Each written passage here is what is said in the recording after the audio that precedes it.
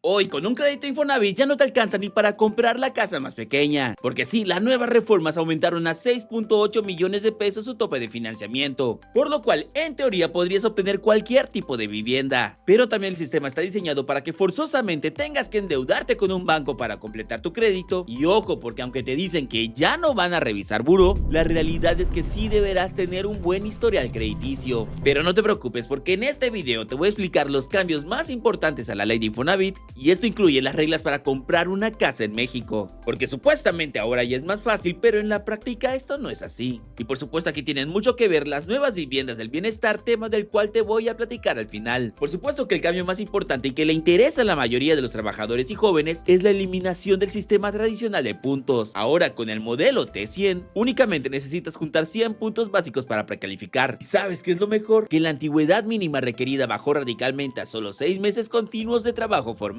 Pero primero lo primero, necesitas saber cuánto te va a prestar el Infonavit según tu sueldo. Supongamos que trabajas en un Oxxo o peor aún tienes un trabajo formal donde ganas relativamente bien, pero la empresa para la que trabajas mañosamente te registró con el salario mínimo para evadir impuestos. Cotizando este ingreso de 9,500 pesos mensuales, si tienes entre 30 a 40 años te va a prestar entre 456,000 a 602,000 pesos, por lo cual pagarías una cantidad aproximada de 2,800 pesos mensuales por 30 años. Ahora que si ganas entre 10,000 a 15,000 pesos mensuales, el Infonavit te va a abrir una línea de crédito de entre 550,000 a 650,000 pesos. Si de plano tu empresa te paga una buena lanita de entre 15,000 a 20,000 pesos, te van a poder prestar hasta 800,000. Para que te presten de 750,000 hasta 1,000,000 de pesos, necesitarás un sueldo de al menos 25,000 pesos mensuales. Pero ojo que la cantidad final depende de muchísimas variables, como tu historial crediticio, si tienes deudas sin pagar o eres puntual con tus compromisos financieros, la edad, el ahorro acumulado en tu subcuenta, la estabilidad laboral, es decir, cuánto tiempo tienes cotizando sin interrupciones en el IMSS, o lo que es lo mismo, sin que te despidan. Y dos muy importantes y que pocos tienen en cuenta: si tu empresa tiene deudas o no con el Infonavit, y tu propia capacidad de endeudamiento, que viene siendo lo que te sobra después de revisar tus ingresos mensuales y los pagos mínimos de tus deudas activas. Oye, pero se supone que acaban de decir que ya no revisan buró. Sí, compadre, eso nos lo dijeron en la nueva reforma, pero lo que realmente hicieron fue hacer los trámites mucho más complicados y que te podrían hacer perder dinero. Ven que te explico. Antes, cuando pedíamos un crédito Infonavit, revisaban nuestro buró de crédito y si de plano estábamos arrastrando deudas, lo que hacían era reducir la cantidad que te iban a prestar. Y pues imagínate la decepción de ver que tienes todos los puntos, haces todos los trámites para que al final te digan: no señor, solo le podemos prestar 400,000 pesos y la casa más pequeña en tu ciudad vale casi 700,000. Pero con el cambio tú vas a poder hacer la precalificación y casi en automático el Infonavit te va a mandar un mensaje diciendo: papá, aquí tienes listo tus 800,000 pesos, lo vas a pagar en tantas mensualidades y en tantos años. Obviamente muchos usuarios se emocionan con esta precalificación y comienzan a hacer los trámites de su casita, pero para eso vas a pagar avalúo y en caso de ser necesario hasta pagar un enganche para separar la vivienda que quieres. Pero cuando acudas a las oficinas del Infonavit a continuar con tu trámite, te van a entregar un oficio para que autorices la revisión de tu buró y ¡pum! Si estás en rojo o naranja te van a prestar mucho menos y adiós casita, porque lo que realmente hicieron fue pasar la revisión del buró del inicio hasta un paso al final. Y ojo, porque los gastos de avalúo y de enganche los vas a perder y muy difícilmente lo vas a poder recuperar. ¿Y por qué sucedió esto? Como te dije, en el 2010 bastaba con tener cualquier trabajo formal aún con el salario mínimo, que en ese entonces eran de unos 76 pesitos, para poder obtener un préstamo de 350,000 y comprar tu casita. Pues las casas de interés social, aunque estaban chiquitas, valían menos de 450,000 pesitos. Y sí que estaban chiquitas, de 2 cuartos, un baño, una sala comedor y un pasillo haciéndola de cocina, pero era tu propiedad al fin y al cabo. Hoy el salario mínimo es de 315 pesos. Por lógica pensaríamos que el Infonavit nos va a hacer préstamos de cantidades 4 veces mayores a las de hace 16 años, es decir, de 1,600,000 pesos. Pero no, ya vimos que esto no va a suceder. Oye, pero el Infonavit dijo que ahora nos van a prestar hasta 6.8 millones de pesos. Sí, eso mencionaron, pero la cantidad solo estará disponible para las personas que ganen más de 100,000 pesos, un sueldo al que solo tiene acceso el 0.4% de los trabajadores mexicanos. En serio, es como si este cambio solo lo hubieran hecho para beneficiar a unas cuantas personas. Por eso hoy es casi obligatorio para quienes cotizan en el Infonavit unir tu crédito tradicional con uno bancario a través del programa Cofinavit, donde el gobierno te otorga tu parte ahorrada mientras que el banco te ofrece la mayor parte de lo que te falta. La buena noticia es que la mayoría de los bancos, por el salario salario mínimo suelen prestar entre 345,000 a 400,000 pesos con una tasa de interés del 3.5%. Con este préstamo ya podrías acceder a un financiamiento de al menos 1,000,000 de pesos. Y aquí viene lo mejor de todo. Si eres trabajador independiente y alguna vez llegaste a cotizar en el Infonavit, un programa similar permite que tú utilices el ahorro previo de tu saldo de subcuenta de vivienda como un enganche para una casa. Pero aquí vienen las malas noticias. Los dos programas sí o sí exigen tener un buen historial crediticio. Entonces, si arrastras deudas con el banco, te van a rechazar de inmediato. Pero no temas, porque tengo un video donde explico los pasos más sencillos para poder limpiar tu historial en unos cuantos meses. Por lo que te recomiendo verlo para que mejores tu buró crediticio antes de tramitar estos créditos. Oye, entonces yo nunca voy a poder acceder a una casa. Bueno, aquí es donde entran los programas de vivienda del bienestar. Después de unos meses de estar operando, solicitamos a través de Transparencia quiénes son las personas que están adquiriendo estas propiedades. Porque supuestamente dijeron que las casas eran para personas de escasos recursos, pero vemos carros y hasta camionetas estacionadas frente a los departamentos. Y les juro que la respuesta nos dejó sorprendidos. El 60% de los compradores de las viviendas del bienestar son trabajadores que ganan entre 1 a 2 salarios mínimos, es decir, entre 350 a 700 pesos diarios. ¿Por qué? Porque como mencioné al principio, aunque hoy nos dan líneas de crédito un poquito más altas que hace 16 años, las viviendas de casi todos los tipos dispararon su precio, que hoy son casi inalcanzables. Por ejemplo, estas casas que ves en pantalla en el 2009 tenían un precio aproximado de 1,100,000 pesos, los cuales podían ser adquiridos con el crédito Infonavit tradicional por personas que ganaban un salario mensual equivalente a los 12,000 a 16,000 pesos mensuales de hoy, lo que podría considerarse el sueldo de un profesionista promedio. Para el 2015, estas eran las casas que costaban entre 500,000 a 800,000 pesos, y aunque son mucho más chicas y de un solo nivel, al menos tenían 2 cuartos, un baño y cocina de tamaño medio, sala, comedor y suficiente jardín para ampliar la casa un cuarto más. Y por supuesto, solo necesitabas ganar entre 1.5 a 2 salarios mínimos para poder acceder al crédito para comprarlas. Pero actualmente estas son las casas que valen 900,000 pesos. Y es una locura, pues son consideradas microcasitas, propiedades de apenas 6 metros de frente por 20 de ancho y que comparten ambas paredes con los vecinos. Apenas cuentan con un cuarto pequeño de 4 metros por 3 y un espacio mínimo para la sala, comedor, cocina y sin posibilidad de ampliar por la falta de jardín trasero. Lo más lamentable es que estas casas ni siquiera se ubican en zonas seguras o de alta plusvalía, pues por la falta de espacio se están construyendo en las periferias de las ciudades. Aún así, para adquirirlas con el crédito Infonavit tradicional necesitas al menos ganar hasta 3 salarios mínimos, es decir, que están por completo alejadas de las nuevas generaciones, obligándolos a usar su crédito con Finavit, que como te mencioné al principio, funciona tu ahorro Infonavit con un préstamo bancario. Pero, y como muchos no tienen historial crediticio por ser jóvenes o están en rojo por arrastrar deudas pasadas, al final tuvieron que conformarse con las viviendas del bienestar, pues el Infonavit sí te vende estos departamentos sin importar la cantidad que ganes. Y esta es la razón por la que ves muchos profesionistas en las viviendas del bienestar, pues al final de cuentas es para lo único que alcanza hoy.